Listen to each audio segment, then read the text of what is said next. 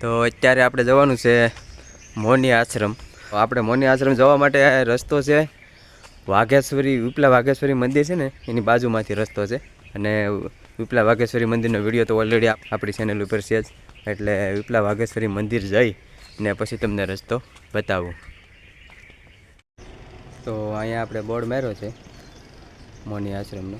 જો આ બાજુથી આ રસ્તો છે ને આપણે વાઘેશ્વરી મંદિર આવી ને આ મંદિર વાઘેશ્વરી મંદિર. આપણે વાઘેશ્વરી મંદિરનો વિડીયો તો છે જ ઓલરેડી આપણી ચેનલ ઉપર, તો એટલે વિડીયોને લાઈક, શેર અને ચેનલને સબસ્ક્રાઈબ કરી લેજો. આ જગ્યા અજાણી છે તમારા માટે અને મારા માટે પણ, એટલે આપણે એક નવી જગ્યાના દર્શન કરવા આગળ વધી રહ્યા છીએ. આ રીતનો રસ્તો આવે છે.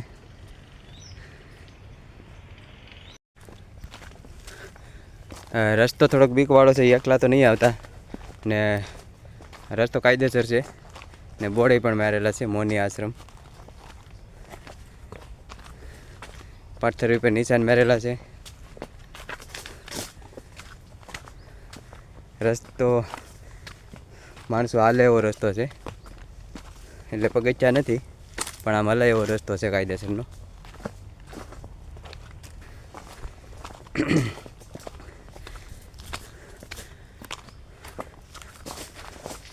તો તમને આવી નવી નવી જગ્યાના દર્શન કરાવું છું આપણી ચેનલ થ્રુ, એટલે લાઈક, શેર અને સબસ્ક્રાઈબ કરી લેજો.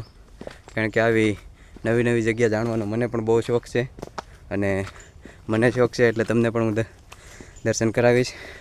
અને જૂનાગઢમાં તો આવી જગ્યાઓ બહુ ઘણી બધી છે, એ તો તમે ગોતવા બાંધો તો પાર જ ન આવે. અહીંયા રસ્તો થોડોક આ રીતનો થોડોક છે, પથ્થરવાળો રસ્તો છે. જોકે કોઈ વાંધો એવું છે નહીં, કેમ કે આપણે કાયદેસર રસ્તો છીએ. અઘરો છે થોડોક રસ્તો, ખડબડિયાવાળો છે, પણ કાંઈ પ્રોબ્લેમ આવે એમ નથી. નિશાન મારેલા છે, અને આશ્રમે પહોંચીએ પછી ખબર પડે કેટલું આઘું છે. કારણ કે પહેલી વાર છે એટલે નથી ખબર કે કેટલું આઘું છે, પણ આશ્રમે પહોંચીએ પછી તમને બતાવું કે કેટલું આઘું થાય છે. પણ એકલું તો નહીં જ આવવાનું, હથવારો આવવાનું. મારી યારે એક હથવારો છે, હા ભાઈ, એ અંગૂઠો દેખાડે છે.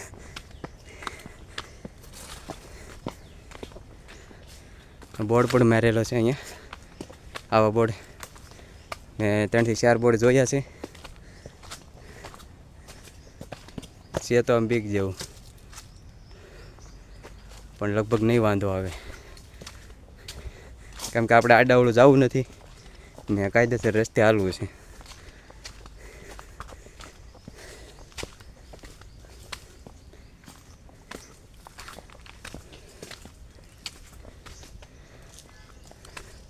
અહીંથી તક બહુ વ્યવસ્થિત આવું છે, પથ્થરમાંથી નિશાન અને કેળો બહુ વ્યવસ્થિત છે. અહીંથી જોકે વ્યવસ્થિત જ હતો, અહીંથી પથ્થર હેરકા કરેલા હોય એ રીતનું દેખાય છે.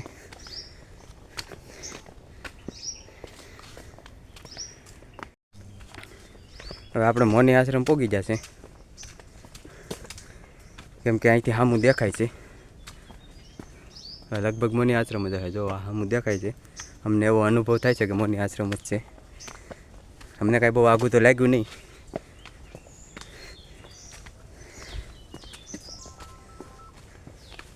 મોની આશ્રમ આવી જશે ને અહીંયા લગભગ હનુમાન દાદાની સેવા થાય છે. ને આશ્રમની અંદર આપણને જાય પછી ખબર પડે કે કઈ ભગવાન બિરાજમાન છે, પણ મારા અંદાજ પ્રમાણે હનુમાન દાદા બિરાજમાન છે. એટલે આપણને હનુમાન દાદાના દર્શન કરવા મળશે. જઈએ આપણે મોની આશ્રમમાં અંદર, પછી આપણને જાણવા મળે કે કઈ રીતનો આશ્રમ છે ને આ છે આશ્રમ. તો આ રીતનો કાંઈક આશ્રમ છે. આ રીતનો કાંઈક આશ્રમનો આપણને નજારો જોવા મળે છે. એક સુખ શાંતિનો અનુભવ થાય એવી જગ્યા છે. એમ માનો કે તમે અહીંયા આવ્યા હોય ને તમારે આખો દી રોકાવું હોય તો પણ અહીંયા સાંયો આખો દી જાય નહીં એવી જગ્યા છે. પહેલાં તો હું તમને આશ્રમનો વ્યૂ એ માટે બતાવું છું કે જો તમે આવવાનો વિચાર કરતા હોય તો એક બહુ મસ્તની જગ્યા છે. અને આખો દી કાઢવું હોય તો અહીંયા વયો જાય એવી જગ્યા છે. અને હવે આપણે જઈએ અંદર ભગવાનના દર્શન કરવા.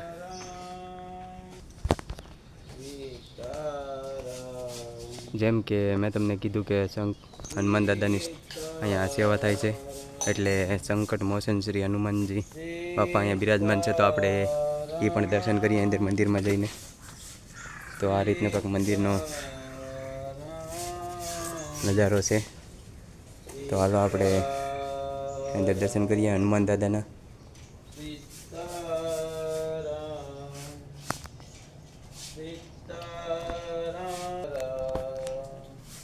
તો થોડાક નજદીક જઈને તમને હનુમાન દાદાના દર્શન કરાવું.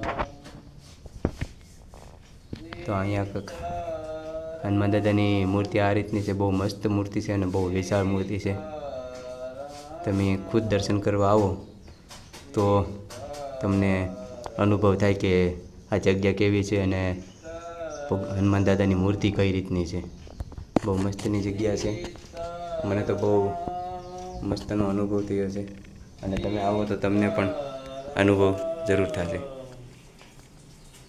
તો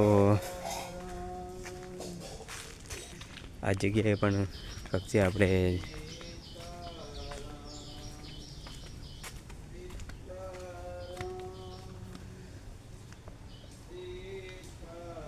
આ જગ્યાએ આપણને જોડિયા હનુમાન દાદાના દર્શન થાય છે.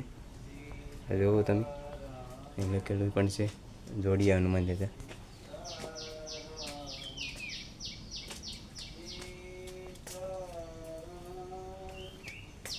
મંદિરની પાછળ જ છે જોડિયા હનુમાન દાદા. અને અહીંયા કાંઈક રોકાવાની પણ વ્યવસ્થા છે. રાંધીને ખાવું હોય તો પણ અહીંયા છૂટી છે.